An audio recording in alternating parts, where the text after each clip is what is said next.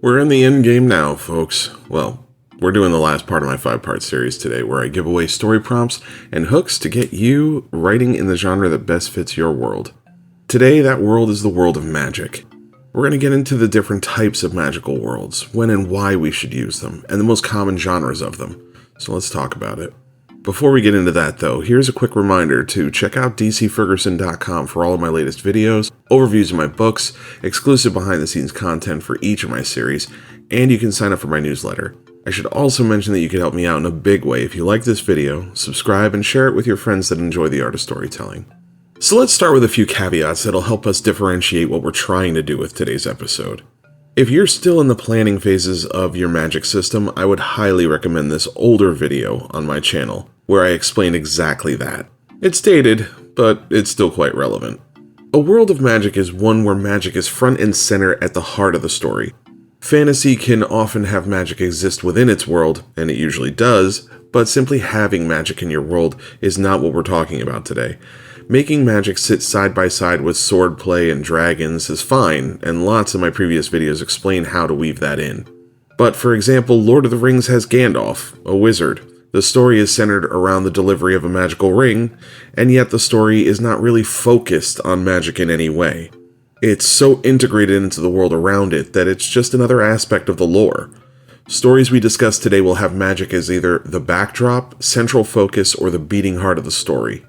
What happens when we do that is we make magic a metaphor, one that references a power that we can't control or don't have the right to wield, a power that corrupts absolutely in the wrong hands, or sometimes it's a stand-in for technology itself. Remember the old adage I've mentioned here before, any sufficiently advanced technology is indistinguishable from magic. And that's one of the greatest purposes that magic serves in storytelling. It awakens the audience's sense of wonder. The mundane lifestyle of being an adult doesn't give many chances to indulge in things we did when we were kids, like playing pretend and having powers like our heroes. Magic makes us ooh and ah and wonder, what if? So let's get into it. The first genre we're talking about today is the secret world beneath, which is a very common trope, used in series like Harry Potter. I mean, the word muggle crossed from the literary world into pop culture. The sheer force of this series is amazing. And as the term muggle would suggest, we're talking about a world of magic hidden from our view, existing in our own world but normal people don't know about it. So with these settings, you're always using Earth as a backdrop, and the hidden beneath the surface is this world of magic that has always existed. Our stories in this space are usually going to feature some kind of proxy or everyman character that doubles as the audience as we're introduced to the secrets, powers, and the rules. For that matter, almost the entire Magic Academy subgenre of urban fantasy fits in this space. It was always big, from early examples like The Worst Witch with Tim Curry, but Harry Potter absolutely blew the doors off and made the genre explode. Make no mistake, you've seen this before with many different spins. Underworld did it with the hidden world of vampires and werewolves. Percy Jackson did it with Greek mythology. Yours truly did it in the future with cyberpunk. The appeal is obvious and simple. You're pulling back the veil to a secret world. The audience gets to be in on the secret. This is where the big world builders get to really shine and show off all the cool stuff they've come up with. Introducing a student or outsider even allows you a cheap excuse for exposition, but that also illustrates the pitfalls of this particular genre. You can get so swept up in your own world building that you forget to have a good story inside of it. Also, easy excuses to use exposition can allow you to cut corners in your storytelling, so it's good to be disciplined about the fundamentals. The story comes first, and quality writing is the way to go. Adhere to that, and you'll be fine. So, some prompts to get us cooking. How do mattress stores stay in business? Would it surprise you that they're fronts for all sorts of magical creatures? Don't ask questions you don't want answers to. Ever notice how strange stories stop getting reported on? Meet the order of magicians that hold reality together, repair the bizarre, and protect us from beings we've never imagined. The world of magic is a twin of our own. When one detective is crossed over to this hidden world to solve his double's murder, he uncovers a conspiracy that threatens both worlds. These stories are not short on whimsy. As usual, you should ask yourself what story you'd want to tell off of these prompts. I mean, sure, the first one sounds like a comedy, but maybe you want to take it seriously. Maybe the third one is a romp like Who Framed Roger Rabbit, or maybe it's a hard-boiled detective noir with magical characters. You get to decide. Next up, we're talking about magical currency. These are worlds where magic is what makes the world go round. We're no longer tied to Earth here, so we can invent entire governments and systems that revolve around this concept. Magic is rare enough to be a commodity, but still common enough to get your hands on some for a price. What's really funny is that while I was preparing for this video, I literally couldn't think of that many film examples of this at all. Sure, there's plenty of literary examples, but movies, not so much. The Witcher touched on this a little bit, how the Witchers themselves are semi-magical creatures and use potions to enhance themselves and sell their services to slay monsters for the locals. The books and games were far more explicit about how rare both magic and Witchers were. An entire town could be devoured by some night beast before a Witcher ever even passed through their lands to offer their services. Talk about the dangers of living in a small town, huh? Why would we want to tell stories like these? Well, besides the aforementioned fact that it's an underserved genre, you can really use the fantasy space here to explore things like currency, power, influence, and the sway it has over human beings. There's a lot of room for allegory. After all, what's the difference between having the power and wealth to buy a unicorn or, let's say, a Lamborghini? Most of us will never know what either one feels like, but there are a select group of people in this world, or in your world, that might. You see what I'm getting at? Favors for runes, creating policy or wealth for the exceptionally rare spellcaster that keeps the king on his throne. These are the kinds of stories we're getting at. So with that in mind, let's get to some prompts. Every citizen must donate blood as a tax for the king's wizard, but when one child's blood fuels the most potent magic in centuries, it attracts all the wrong attention. A small elite group of grimoire dealers get to pick and choose winners and losers in wars where only the magic in the tome matters on the battlefield.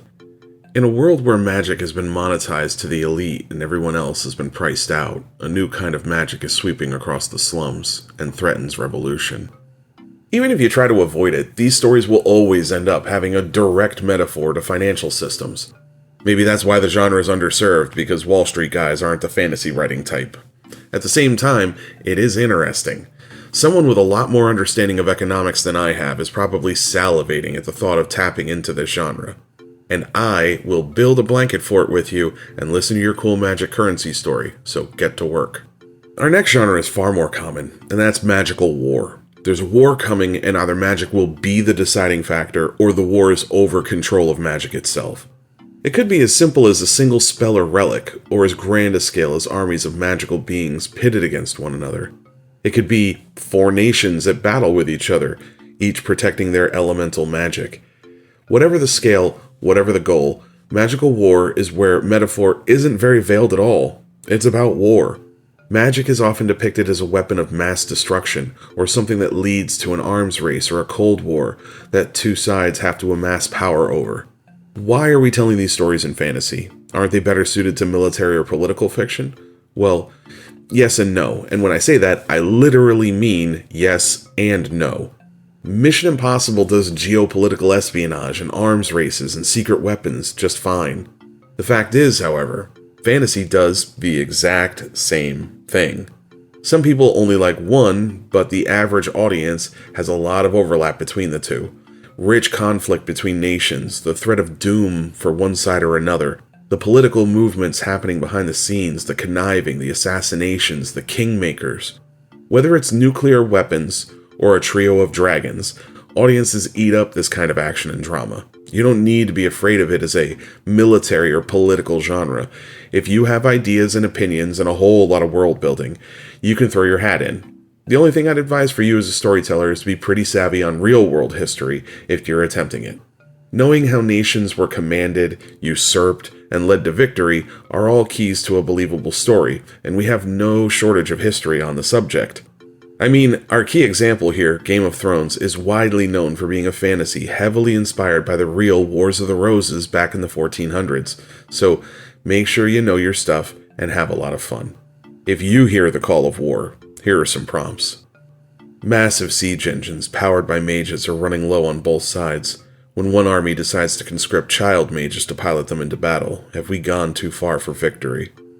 For 2 centuries, the world held its breath for when the other side would blink. Once lovers, now 2 wizards may drag the world into their power-mad and timeless battle. After learning that prolonged magic warps the mind and body, 2 warring nations must ask what price they're willing to pay for victory and what their wizards are becoming. There's some pretty neat ideas here, but I have to be honest with you. Much like men think about the Roman Empire more often than you think, I've never met a student of history who didn't have their favorite war that they hyperfixated on and know way too much about. I mean, that's your inspiration right there. Our last one today, and our last genre in this whole series, is forbidden magic. I have a very special place in my heart for these types of stories because they're so damn interesting. This is the fantasy equivalent of our dystopian episode's Tech Gone Awry. That's right, we're talking about Jurassic Park, but magic. Terminator, but it's golems instead of a robot. Dr. Frankenstein, the necromancer. You get the point. Forbidden magic lets us explore the concept of paying every price for knowledge and what that knowledge costs us. It's rare that forbidden magic doesn't ask us to pay a price too high, or creates a problem so massive in scale that we can't defeat it and move on. We end up having to learn to live with it. It's about compromising the soul and hubris without foresight. If I didn't just sell you on why to tell these stories, I don't know what will. In science fiction, I can name 20 cautionary tales about tech gone awry off the top of my head, not exaggerating. In fantasy, that number is dramatically lower, so again, we're talking about an underserved genre that is ripe for storytelling. There aren't many frontiers left in storytelling, folks. So there, now you have another reason that you might want to be using this genre. The concept of this, whether it's used for comedy like the Necronomicon in Army of Darkness, or the very dramatic aspects of The One Ring, we have unleashed a power we don't fully understand, perhaps one we would have been better off without. But, like curious little cats, we keep poking and digging and never stop until Pandora's box is open. If you want to make some trouble with the things that you're better off not knowing, here are some prompts. One mad general has broken the truce and unsealed a magical war beast. This time, the beast won't rest until it raises the entire world. It was said that the stars aren't the same as they once were. When one scholar solves the question of why, the return of the lost constellation rewrites prophecy, destiny, even death. Employing the dark magics to return fallen soldiers to the battlefield, their undead army aren't the men they once were. They brought a starving darkness with them. These stories are all about hubris and the prices we have to pay for it, so go make me a Terminator story with wizards. I like that sort of thing. My, what a crazy ride this has been. I'd love to say that I'd jump right in and create these stories with you guys, but that would defeat the whole purpose of me giving all these ideas away. No, what these stories need is your world, your magic, and your voice.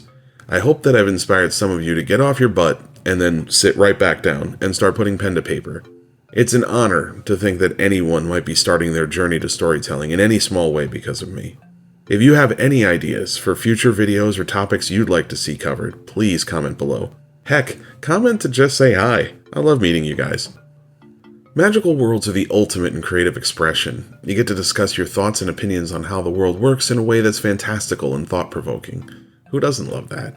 Don't forget to check out my new website. The link is in the description below. You'll also find a link to my newsletter in the comments where you can get a free book, read about all of my latest projects, and find other indie authors for your next great read. Don't forget to like and subscribe to hear about new videos, and as always, have fun and get crafting.